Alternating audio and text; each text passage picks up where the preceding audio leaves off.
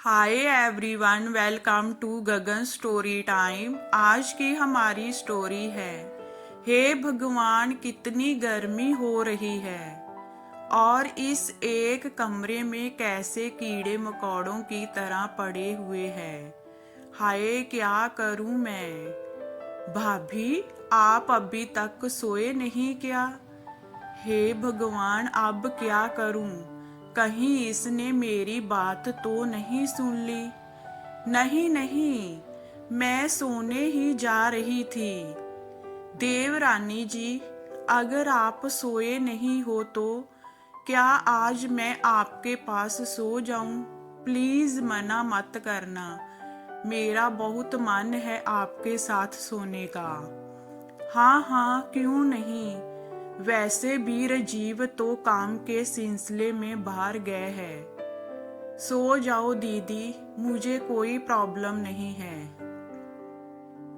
अब जानवी की जेठानी अपनी देवरानी के बगल में जाकर सो जाती है और तेज तेज घराटे मारने लगती है।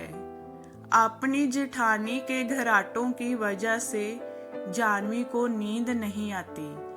वह परेशान हो जाती है। हद हो गई, भला इतनी जोर से कोई घराटे मारता है। पता नहीं जेठ जी इसके साथ कैसे सोते होंगे। और पापा, आपको तो मैं छोड़ूंगी नहीं, कभी बात भी नहीं करूंगी आपसे। बेचारी जानवी शादी करके फंस जाती है। ऐसे इसी तरह से कुछ दिन बीत जाते हैं। ऐसे ही एक दिन जानवी जैसे ही सारा काम करके आराम करने जाती है, वैसे ही कोमल उसकी ननद गीले पांव लेकर पूरे घर में घूमने लगती। अरे अरे कोमल, तुम ये सब क्या कर रही हो? मैंने अभी झाड़ू पोंछा किया है, सारा सामान ठीक किया है और तुम गंदे पांव लेकर घर में घूम रही हो। ऊपर से मेरे सामने घर के सारे सामान को किस तरह बिगाड़ रही हो? क्यों? भाभी, मुझे कॉलेज के लिए लेट हो रहा है और मेरा नया वाला पिंक सूट नहीं मिल रहा। मैं कल ही जहां रखा था, कहाँ गया? कोमल अपना एक सूट ढूंढने के लिए पूरे घर को बखेर देती है और वो आराम से अपने कॉलेज भी चली जाती है। पर अपना बिखरा हुआ घर देखकर जानवी का गुस्सा सातवें आसमान पर पहुंच जाता है। चुड़ैल कहीं की, हमेशा मेरा घर बिगाड़ कर चली जाती है। एक तो चिड़िया खाने में आकर मैं परेशान हो चुकी हूँ। आने दो इस बार राजीव जी को। उन्हें कहूंगी इस कमरे को खाली करो, कहीं और चलो। अब और एक कमरे में अपने ससुराल वालों के साथ नहीं रह सकती। जानवी एक कमरे में अपने ससुराल वालों के साथ रहकर बहुत परेशान हो चुकी थी और इस बार उसने ठान लिया था कि वो कहीं दूसरी जगह घर लेकर राजीव के साथ रहे। अब जैसे ही रात को राजीव घर आता है, जानवी उसे अकेले में बात करने की सोचती है।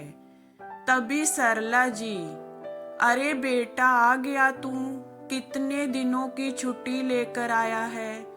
तेरे ऑफिस वाले तेरे को कुछ खाने को नहीं देते क्या?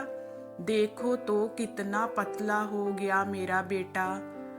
माँ, मैं बिल्कुल ठीक हूँ। देखो, आप सभी के लिए मैं गिफ्ट लेकर आया हूँ। इन सब की क्या जरूरत थी? वैसे राजीव जी, मुझे आपसे बात करनी थी। हाँ हाँ, तो कहो ना। मैं जहाँ पर तो बैठा हूँ, अभी नहीं, थोड़ी देर बाद। वैसे इतनी भी जरूरी बात नहीं है। इतने दिनों बाद आए हो आप। माँ जी और अपनी बहन से अच्छे से मिल तो लो। अरे बहू, हम तो मिल चुके हैं, अब तू नहीं मिलेगी क्या अपने पति से? मैं जहीं बैठी, जाकर तुम राजीव से बात कर लो, जो भी बात करनी है। कोई बात नहीं माँ जी, इतने दिनों बाद राजीव जी आए हैं। नहीं, आप बात कर लीजिए, मैं तब तक चाय बनाकर लाती हूँ। जानवी मन में खूसट बुढ़ी, हम दोनों को 5 मिनट अकेला छोड़ेगी तब तो मैं बात करूंगी।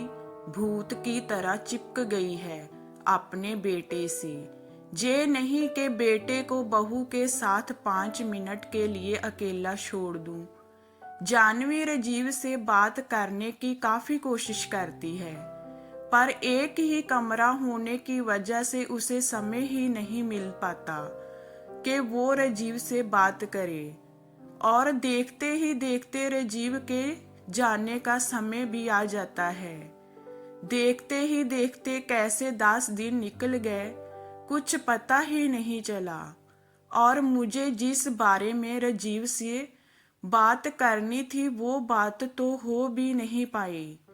जे सोच सोच जानवी परेशान हो जाती है और चाहकर भी कुछ नहीं कर पाती। समय के साथ एक कमरे में ससुराल में रहने की आदत डाल लेती है। ऐसे ही कुछ महीने बीत जाते हैं। मेरे बेटे की शादी के बाद में जिन की भी शादियां हुई थी उनके भी पोता पोती हो गए।